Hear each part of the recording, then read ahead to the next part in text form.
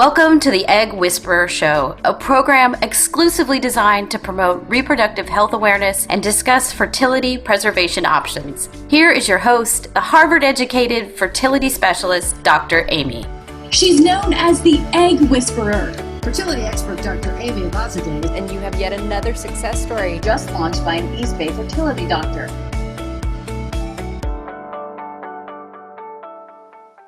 Hi, everyone. Welcome to the Egg Whisperer Show. Today's topic is everything you need to know about pregnancy after IVF. I have Dr. Jie Deng on today's show. Hi, Jie. Hi, how are you, Dr. Amy? Nice to see you. Awesome to have you on today's show. You guys, let me read you her bio right now. She joined Stanford University Fellowship Program in July 2018. She graduated from medical school in China, where she received her MD and PhD. She came to the US in 2008, where she was awarded a California Institute of Regenerative Medicine training grant and worked in the field of stem cell research at UC San Diego. She then did her OBGYN residency at Wayne State University and then trained as a maternal fetal medicine specialist at Yale University. She has been interested in and actively involved in scientific research, publishing articles in fields of genetics, epigenetics, and stem cells in journals like Nature Genetics, Nature Methods, Genome Research, Stem Cell, and Molecular Cells.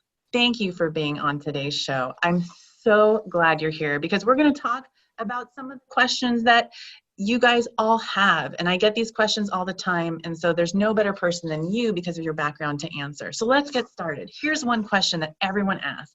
What's the pregnancy risk for women over age 40 to 45? Yeah, we get that question quite often. So when women is beyond age 40 or like 45, and because at that time our ovaries just do not produce eggs with fascinating qualities, so they will have increased the risk of having a baby with abnormal chromosomes or having higher risk of miscarriage. So at age 40, the chance, let's say, for example, to have a baby with Down syndrome is about 1 in 100. And at age 45, that chance will increase to 1 in 25. Wow, yeah. And then, as far as how they conceive, does the chance change based on the treatment or is it about the same? Absolutely. So if they conceived by using their own eggs, then as we just discussed, they will have those increased risk of miscarriage or having baby with abnormal chromosomes.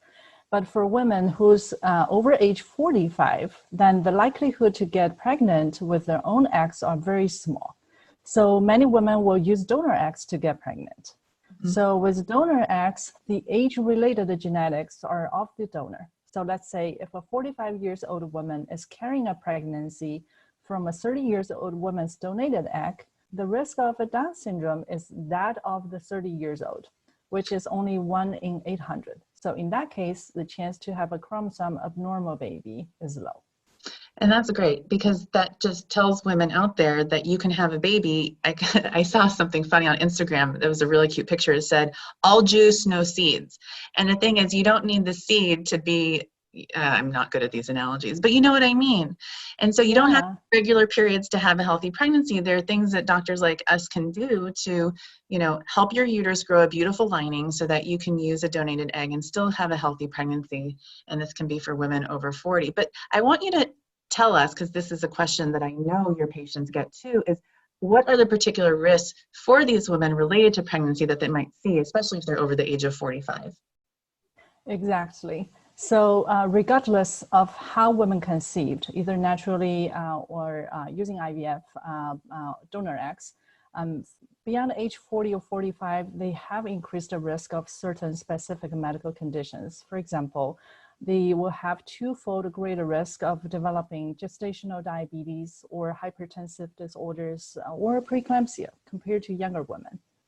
It may not always be the woman's age that caused the problems, just because as the older we get, we have conditions like diabetes or hypertension more frequently. And these health issues just magnify with pregnancy. Also, advanced age appeared to shorten pregnancies. For mothers who are 45 years or older, more than 1 in 5 delivered their babies at less than 37 weeks pregnancy. and compared to only like 1 in 10 of all women. In 80% of women in this age group delivered their babies by cesarean section, which is more than twice the overall rate. Yeah, I mean, I think that's a great point for people to hear, because when women come see me and they're 50, they look amazing, right? They look so healthy. They're here to have a baby because they've taken really good care of themselves and they think of themselves as young enough to do so. And I agree with them, but the uterus doesn't behave the same way. So the way I think about it is every pregnancy is natural. As soon as you put that embryo in, nature takes over, and so is every delivery. But sometimes you need to perform a C-section. It doesn't mean that you're less of a woman or anything like that. If you have to do that, it's just more related to what's going on with your uterus, and women should know that up front. Exactly. Yeah. So if you are someone who's, let's say, over the age of 40, or even 45 or 50, how should you plan for pregnancy? What should you do to prepare? Yeah, so I would say prior to conception, they want to work with their primary doctors to manage chronic medical conditions such as hypertension or diabetes to just get in the best shape possible. And oftentimes their doctor might refer them to a maternal fetal medicine specialist who will assess their medical condition, review the safety data of any medication they might be on to see if the medication is safe or not to take during pregnancy. Oftentimes, we want to get an EKG to check their cardiac function, because during pregnancy, the heart has to work harder to adapt to the change of pregnancy. So let's say if someone has marginal cardiac function in the non-pregnant status, she might not be able to tolerate the added stress of the pregnancy.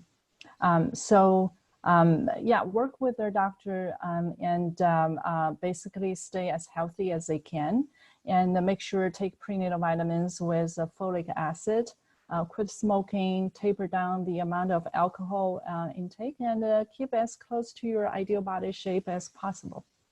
And is there any particular extra care during pregnancy that they should be getting or asking for? Because again, it's like one of those things, you look so good and sometimes your doctor forgets your age, and sometimes these things can be missed. So what are the things that patients should make sure their doctors are doing while they're pregnant? Yes.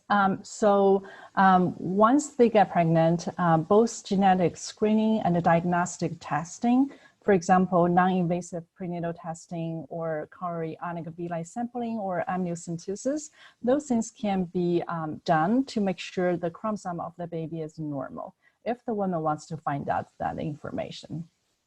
If a woman has done PGTA, or the genetic testing of the embryo, does she still need some of those tests, the genetic tests that you mentioned, like CVS? That's really a great question. So the answer is yes, because pre-implantation genetic testing uses only a few cells from the early embryo, and a misdiagnosis is possible, although it's not common.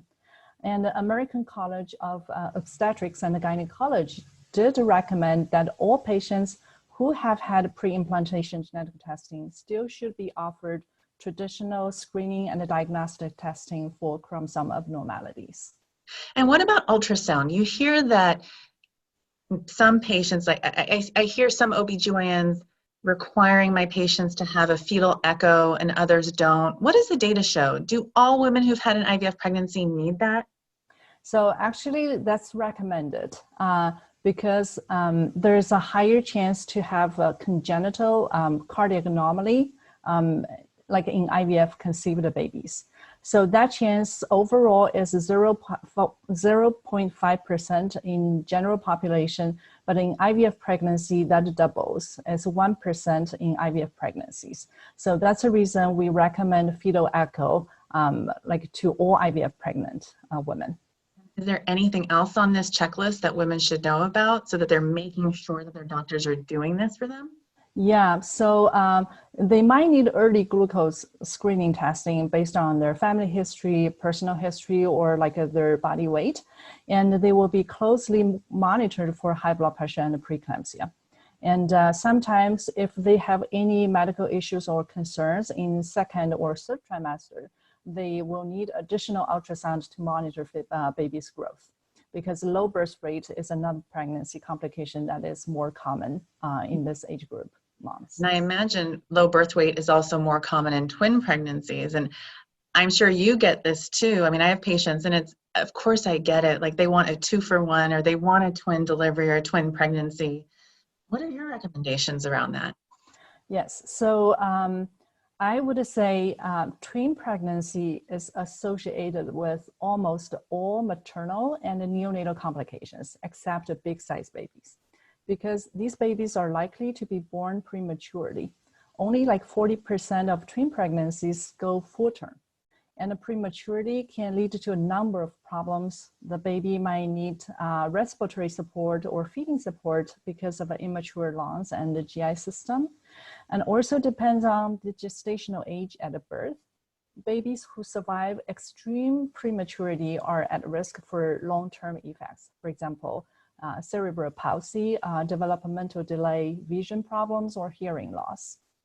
And I think that's important for people to hear because a lot of people know patients or know friends who've had twins, but they don't necessarily know the twins that have these problems. And Exactly. So I hate being that negative person bringing that stuff up with people, but I think it's so important for people to know before they make the decision to transfer 2 embryos. Exactly.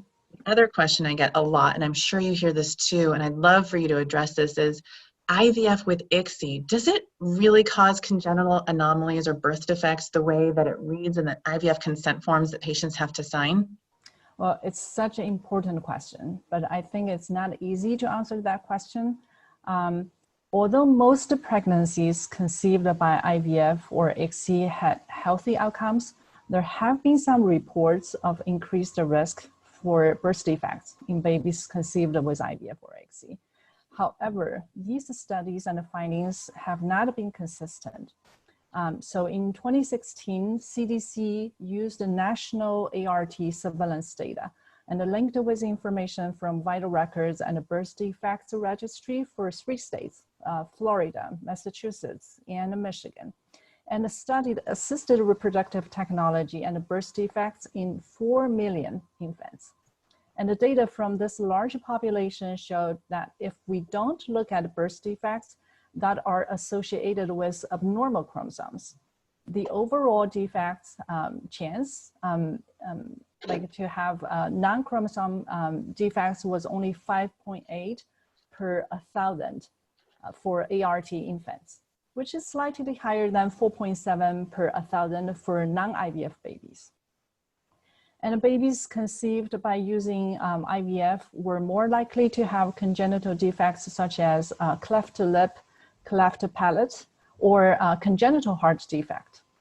And in addition to the structural birth defects, some evidence links IVF to 2 genetic diseases, back with Wiedemann syndrome and Angelman syndrome. However, we don't know whether these outcomes are due to IVF ICSI treatment or whether it's due to the inherent problems that lead to the couple being unable to conceive naturally. Yeah. And also we need to realize that absolute risk of having these defects are very low. For example, even IVF babies have 10 times higher chance to have back with Wiedemann syndrome. The chance will still be 1 in 1,300. Of course, these findings deserve more research attention, but based on observed data, IVF and ICSI is considered safe and does not have much greater risk than those of natural conceptions. Yeah, I mean, I think that when you Google this kind of stuff, it's hard to know what to believe. And so it's so important for us as 2 doctors putting this information out there so people who are scared about what they're reading online, they get the real data, the real numbers, so that they can make their decision as to whether to do treatment or not based on information that's accurate and true and not the bad stuff. Yeah. So along with the birth defect, question is also intelligence of babies.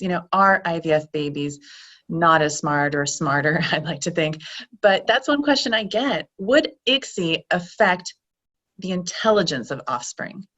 Sure. Because ICSI procedure involves more manipulation of egg and sperm and give the potential stress of such handling. So there have been concerns about this procedure, even though many of them are theoretical.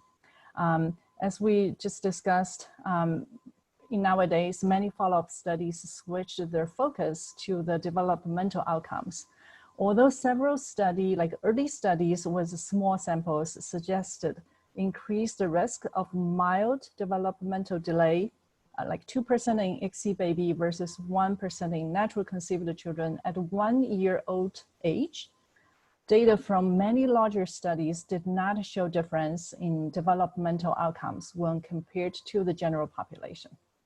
For example, studies from Denmark examined the academic performance in over 8,000 children conceived by ART, and they confirmed that these IVF-born babies are just as intelligent as their spontaneously conceived peers.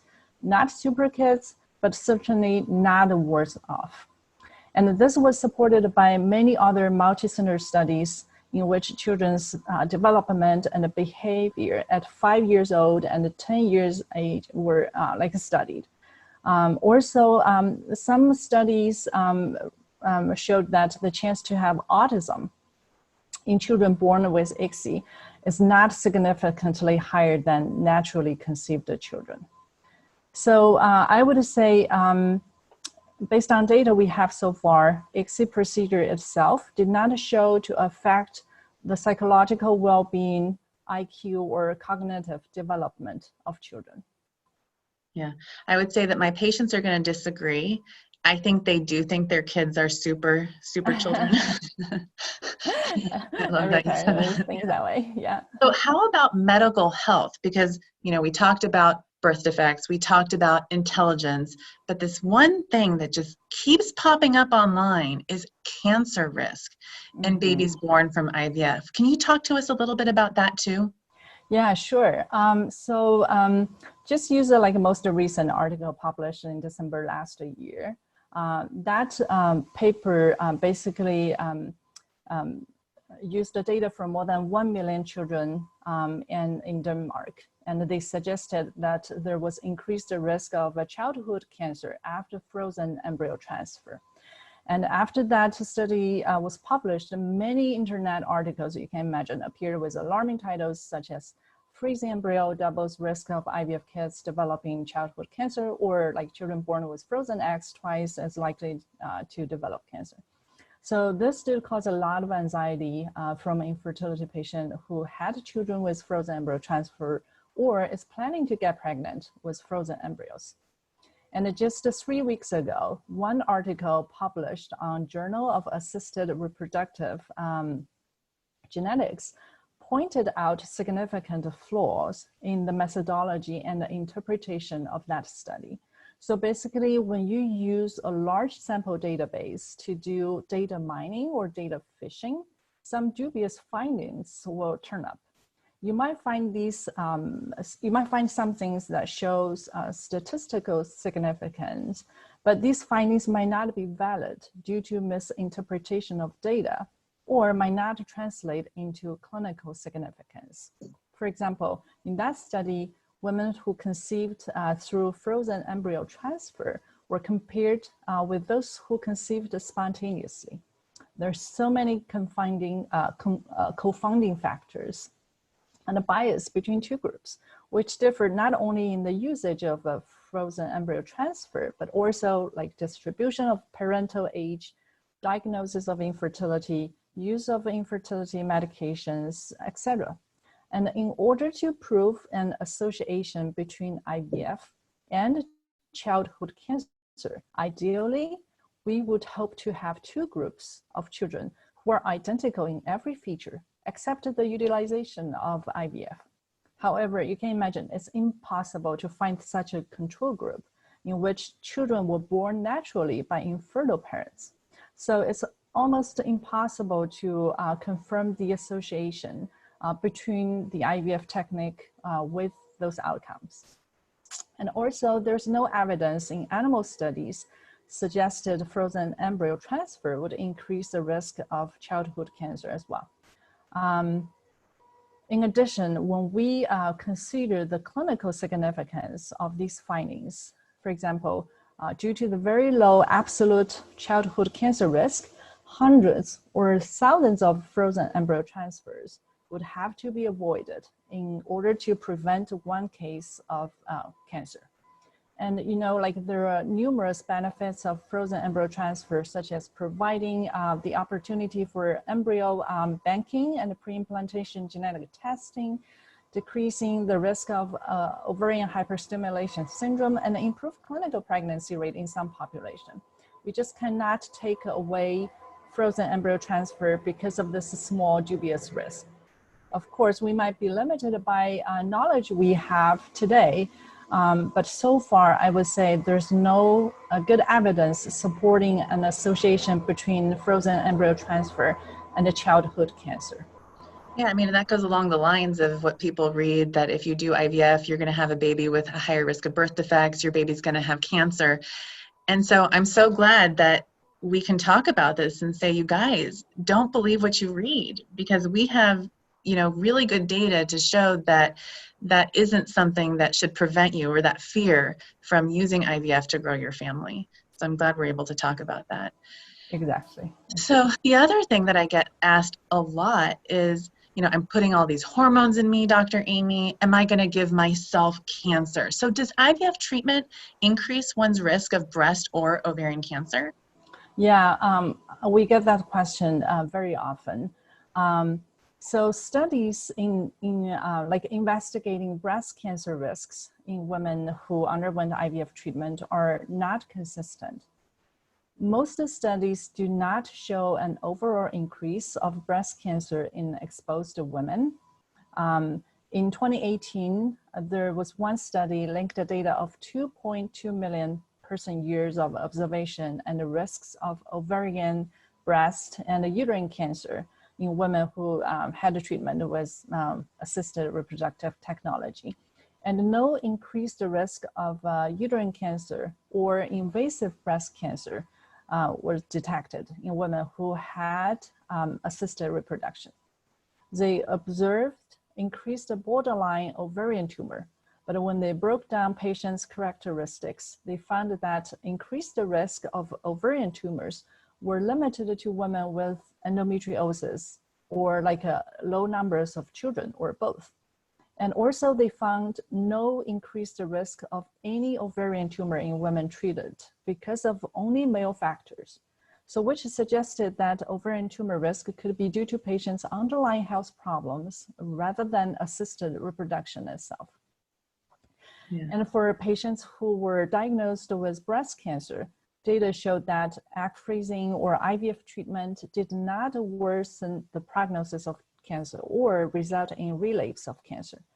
Of course, due to the theoretical concern that high estrogen level during the IVF treatment can potentially stimulate cancer cell growth, we do use some medication, for example, letrozole, to lower the estrogen level during ovarian stimulation, especially for those patients who have estrogen-dependent breast cancer.